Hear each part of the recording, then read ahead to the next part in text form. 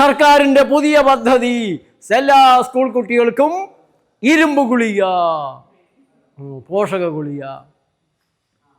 ആഘോഷമാണ്. അവരാരോഗ്യമന്ത്രിമാരെ പോയി കാണും. അത് നമ്മുടെ സ്കൂളിലെ കുട്ടികൾക്കെല്ലാം ഇരുമ്പ് ഗുളിക കൊടുത്താൽ, ഈ പറഞ്ഞ ഇരുമ്പ് ഗുളിക കൊടുത്താൽ ചീരക്കറി കഴിപ്പിക്കാൻ പറയുകയല്ല ആരോഗ്യമന്ത്രി. കാരണം അതിന് വേണ്ടിയിട്ട് ആരും വന്ന് സ്വാധീനം ചെലുത്തിയിട്ടില്ല, കൈക്കൂലി തന്നിട്ടില്ല.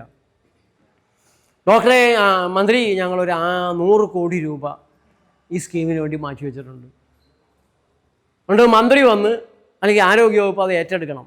നല്ല കാര്യമല്ലേ? 100 കോടി കിട്ടുകയാണ്. 100 കോടി നമ്മുടെ വകുപ്പിന് കിട്ടിയാൽ അതിലൊരു 20 കോടി എൻ്റെ കീശയിലിരിക്കും. 10 കോടി പിന്നെ ഉദ്യോഗസ്ഥന്മാരൊക്കെ കൂടെ തിന്നും. ബാക്കിയുള്ളത് 10 കോടി ഞങ്ങൾ പത്രങ്ങൾക്കൊക്കെ ഒരു പരസ്യം കൊടുക്കാൻ എടുക്കും, ഞങ്ങളുടെയൊക്കെ ഫോട്ടോ വെച്ചിട്ട്.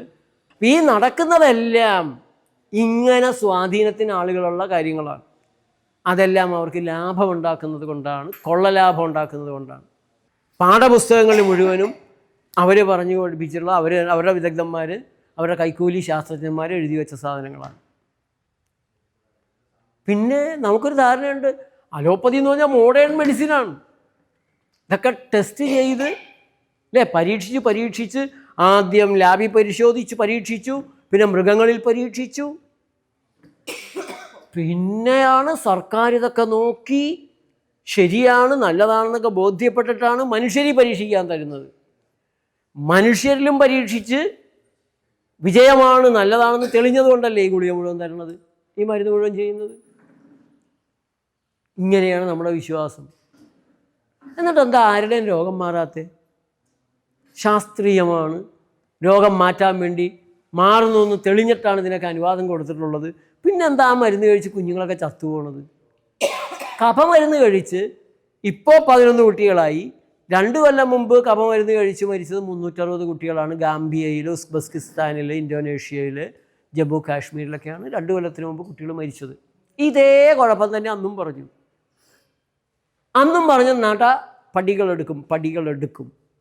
പടികൾ മാസപ്പടി എടുക്കും.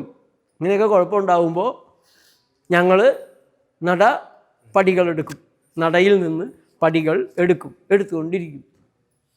ഒരു അന്വേഷണ കമ്മീഷനെ വെക്കും. ആരായിരിക്കും അന്വേഷണ കമ്മീഷൻ? അവർ തന്നെ, കുറച്ച് ഡോക്ടർമാർ തന്നെ. പാലക്കാട് 9 വയസ്സുള്ളൊരു കൊച്ചു പെൺകുട്ടി, നമുക്ക് സങ്കടം വരും.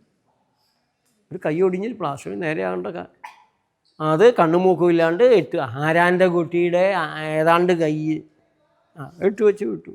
അത് പഴുത്ത് അവസാനം മുറിച്ചു. അന്വേഷണ കമ്മീഷൻ അന്വേഷണ റിപ്പോർട്ട് കൊടുത്തു. ഒരു കുഴപ്പവും പറ്റിയിട്ടില്ല. ഒരു ശരിയായ ചികിത്സ. അപ്പോൾ ശരിയായ ചികിത്സ ചെയ്താൽ ഒടിഞ്ഞ കൈ മുറിക്കേണ്ടി വരും അല്ലേ? ശരിയായ ചികിത്സയാണെങ്കിൽ ഒടിഞ്ഞ കൈ പഴുത്താൽ മുറിക്കണം. അതാണ് ശരിയായ ചികിത്സ. അന്വേഷിച്ചത് ആരാണ്? 2 അലോപ്പതി ഡോക്ടർമാർ തന്നെ. അപ്പോൾ നമുക്ക് തന്നിരിക്കുന്ന വിവരങ്ങൾ നമുക്ക് വിശ്വസിക്കാൻ തോന്നുന്ന രീതിയിൽ പത്രങ്ങളിലെ, TV-യിലെ, മന്ത്രിമാരുടെ, ശാസ്ത്രത്തിൻ്റെ എല്ലാം ഉത്തരങ്ങൾ ഇത് പരീക്ഷിച്ച് ബോധ്യപ്പെട്ടതാണ്. 10 പേരെ കാണിച്ചു തരാമോ? അലോപ്പതി മരുന്ന് ശാസ്ത്രീയമായി പരീക്ഷിച്ച് ബോധ്യപ്പെട്ട മരുന്ന് കഴിച്ച് പ്രമേഹം മാറിയ 10 പേരെ കാണിച്ചു തരാമോ? പ്രഷർ നേരെയായി ആരോഗ്യത്തോടെ ജീവിക്കുന്ന 10 പേരെ കാണിച്ചു തരാമോ? ഹൃദ്രോഗം മരുന്ന് കഴിച്ചു മാറ്റിയ, tonsil, thyroid, ulcer, arthritis, osteoporosis, asthma, allergy, അതുമാത്രമില്ല, ശാസ്ത്രീയമായി തെളിയിക്കപ്പെട്ട മരുന്ന് കഴിച്ച് രോഗം മാറി ജീവിക്കുന്ന ആളുകളില്ല. മരുന്ന് കഴിച്ചുകൊണ്ടേ ജീവിക്കുന്നവരുണ്ട്. എല്ലാ രോഗവും മാറാരോഗമാണ്. തലവേദനയ്ക്ക് കുറച്ച് നാൾ മരുന്ന് കഴിച്ചാൽ പിന്നെ പറയും അത് ഇനി മാറില്ല, അത് മൈഗ്രെയിനാണ്. ആദ്യം വാവിന് മാത്രമാണ് ആസ്തമ. ചികിത്സിച്ച് പിന്നെ ദിവസവും ആസ്തമയാക്കും. അതിനൊക്കെ മരുന്നുണ്ട്. ആദ്യം ഒരു ഗുളികയാണ്, ഒരു ഡയനിയലാണ്. അത് പിന്നെ 2 ആക്കി, പിന്നെ 4 ആക്കി. പിന്നെ പറയും ഇനി നിങ്ങൾക്ക് ഇൻസുലിൻ കുത്തുന്നതാണ് സുഖം. അലോപ്പതിയുടെ സുഖം അങ്ങനെയൊക്കെയാണ്. 5 യൂണിറ്റ് ഇൻസുലിൻ, പിന്നെ 10 യൂണിറ്റ്, പിന്നെ 15 യൂണിറ്റ്.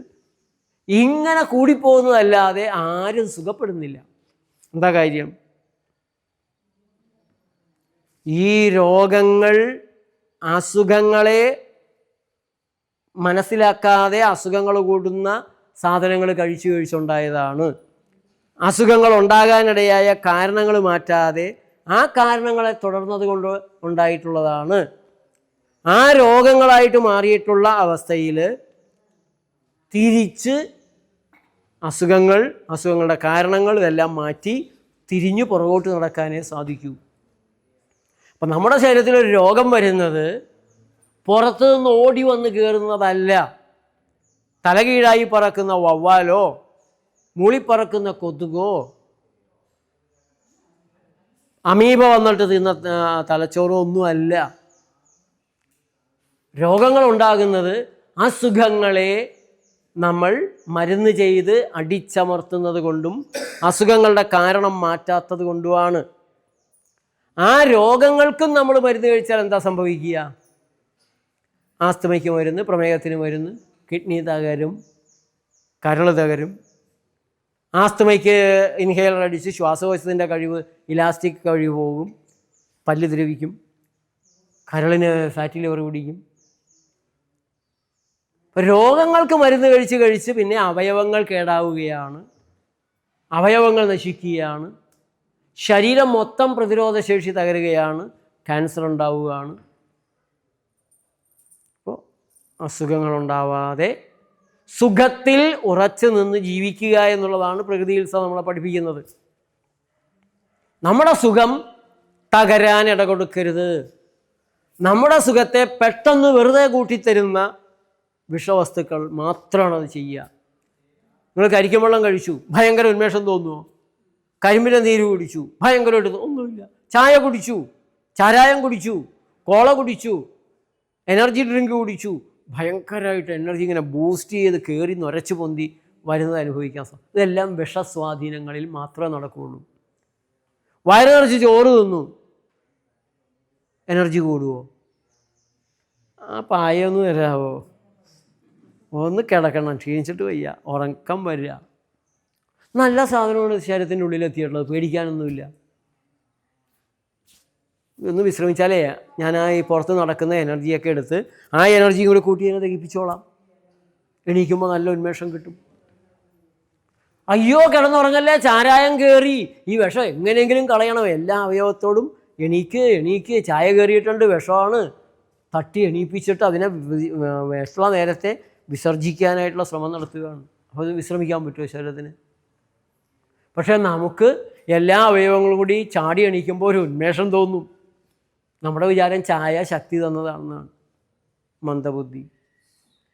ഏതോ ഒരു സിനിമയിൽ പറയില്ലേ, ഇവന് അല്പമെങ്കിലും ബുദ്ധി ഉണ്ടായിരുന്നെങ്കിൽ മന്ദബുദ്ധി എന്നെങ്കിലും വിളിക്കായിരുന്നു. ചായ കുടിച്ചാൽ ഉന്മേഷം കിട്ടുമെന്ന്, ചാരായം കുടിച്ചാൽ ഉന്മേഷം കിട്ടുമെന്നൊക്കെ കരുതുന്നവന് അല്പമെങ്കിലും ബുദ്ധി ഉണ്ടായിരുന്നെങ്കിൽ മന്ദബുദ്ധി എന്ന് വിളിക്കായിരുന്നു.